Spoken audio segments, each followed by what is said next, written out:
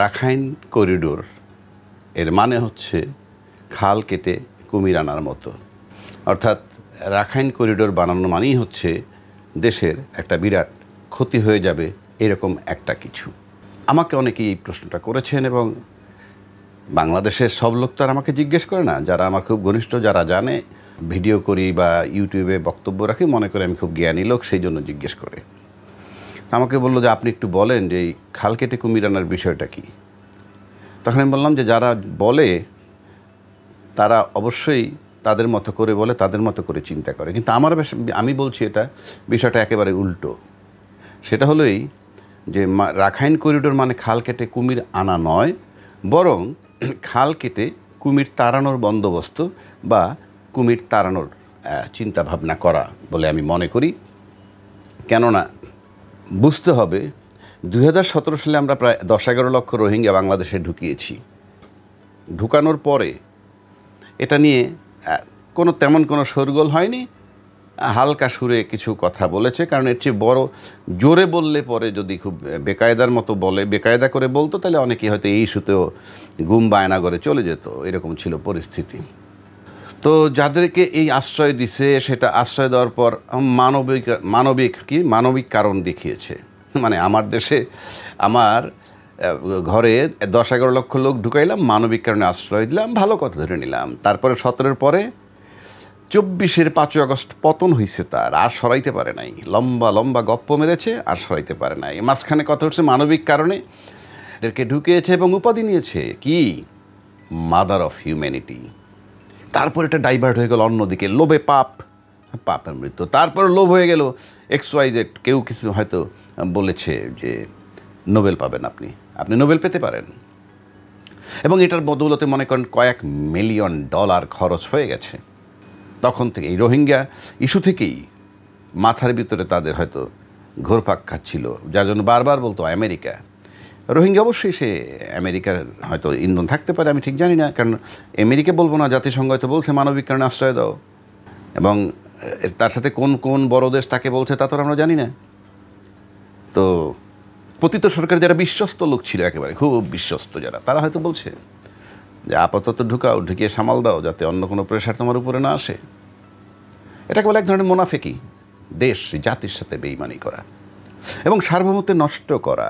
কারণ আপনি সরাইতে পারেন নাই, বাউন্ডারি দিয়ে দিয়েছেন, তারা থাকতেছে, তারা ওখানে, তাদের সংখ্যা প্রতিদিনই বাড়তেছে ন্যাচারাল প্রক্রিয়ায়। একটা সময় এদের আয়তন আরও বাড়বে। ইতিমধ্যে আমাদের লোক ওখানে সংখ্যালঘু হয়ে গেছে। সুতরাং এই যে খালটা আপনি কেটে কুমির অলরেডি নিয়ে আসছেন, কে? পতিত সরকার, মাদার অফ হিউম্যানিটি, মুক্তিযুদ্ধের পক্ষের শক্তি, স্বাধীনতার পক্ষের শক্তি। আমার কি দোষ? আমি কি করেছি? এত খুন করার পরও এই হলো ওনার ফিলিংস। কিচ্ছু আসে যায় না, যে জাহান্নামে যাক না দেশটা। কারণ গণভবন থেকে যখন মানে উনি বের হয়ে গেলেন, তারপর ওখানকার ফ্রিজের ভিতরে নাকি 25-30 কেজি ওজনের পাঙ্গাস মাছ। যখন তিনি বাংলাদেশের মানুষকে বলেন মিষ্টি কুমড়া দিয়ে বেগুনি খাবার কথা, কিংবা কাঁঠাল দিয়ে বার্গার বানানোর কথা বলেন, তখন তার ফ্রিজের ভিতরে 25 কেজি 30 কেজি সাইজের পাঙ্গাস মাছ বলেন, কাতল মাছ বলেন, রুই মাছ বলেন, এটি পাওয়া যায়। সাংঘাতিক দেশপ্রেমিক, জনবান্ধব, জনগণের জন্য মৃত্যুর জন্য তৈরি ছিলেন। অথচ শেষকালে দায়িত্বটা না দিয়ে পালাইয়ে গিয়ে দেশের বাইরে গিয়ে বলতেছেন তিনি তখনও প্রধানমন্ত্রী। সাংবিধানিক দায়িত্ব কাকে দিয়েছেন? বিট্রেয়ার। সংবিধানকে সাথে বিট্রে করছেন, জনগণের সাথে বিট্রে করছেন আপনি। তো বাংলাদেশে কোনো সরকার প্রধান পালায়নি, ভদ্রলোকের মতো যে কোনো পন্থায় তৃতীয় ব্যক্তির কাছে ক্ষমতা দিয়ে তারপরে দেশে বহাল তবিয়তে ছিলেন। তারপরে কারো দণ্ড হোক, কারো বিচার হোক, কি না হোক, সেটা ভিন্ন কথা। আর আপনি সাংবিধানিকতা ফেলে দিয়ে চোরের মতো পালিয়ে গেছেন আপনার কিছু অ্যাসোসিয়েট, যাদেরকে আপনি লালন পালন করছেন অন্যায় সুবিধা দিয়ে, যাদেরকে হাজার হাজার কোটি টাকার মালিক বানিয়েছেন।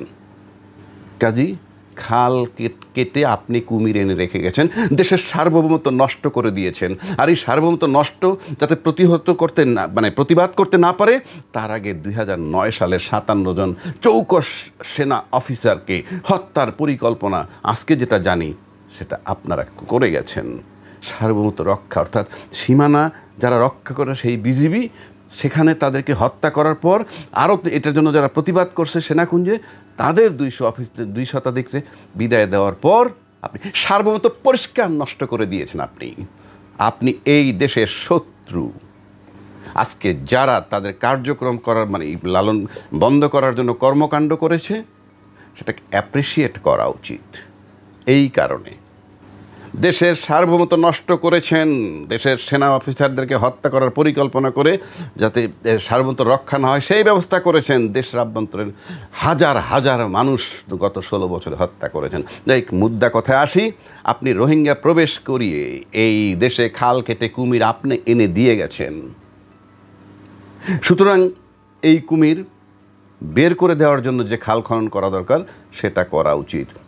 এবং বাংলাদেশের খলিলুর রহমান সাহেব সেদিন বলছেন, আমাদের নিরাপত্তা বিষয়ক উপদেষ্টা, তিনি সুন্দর কথা বলেছেন যে আরাকান আর্মি বা আরাকানের প্রতিটা স্তরে, আরাকানের যে রাজ্যগুলা দখল করেছে এবং সেখানে প্রতিটা স্তরে এই রোহিঙ্গাদেরকে তারা দেখতে চায়, তিনি দেখতে চান।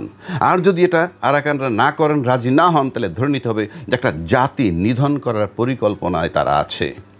আর সবচেয়ে বড় কথা হলো, যেহেতু তোমার রোহিঙ্গা আমার দেশে অবৈধভাবে আছে, আমার ভূখণ্ড দখল করে আছে এবং এই সার্বভৌমত্ব ভঙ্গ করার সহায়ক শক্তি ছিল পতিত শক্তি, সুতরাং মিয়ানমারের যে কোনো বিষয় নিয়ে এই মাথার থেকে ওই মাথা নিয়ে যে কোনো বিষয় নিয়ে ইন্টারফেয়ার করার অধিকার এই সরকারের আছে এবং করতে হবে। এবং যারা করে নাই বা সামনে করবে না, তারা এই দেশের জন্য মানে দেশপ্রেমিক নয়, এদেশের কুলাঙ্গার সন্তান এরা। যদি কারণ আমার দেশে সার্বভৌমত্ব নষ্ট করে দিয়ে যাওয়ার পর তারপরে যখন আজকে যারা বলেন খাল কেটে কুমির আনছেন, পারুক কি না পারুক চেষ্টা করতে হবে, তা নাহলে ওই যেখানে রোহিঙ্গারা এখন বসে আছে ওখানে রাজ্য হবে এবং তার পাশে শক্তি এসে দাঁড়াবে। সুতরাং খাল কেটে কুমির আনা নয়, খাল কেটে কুমির বের করার পরিকল্পনা।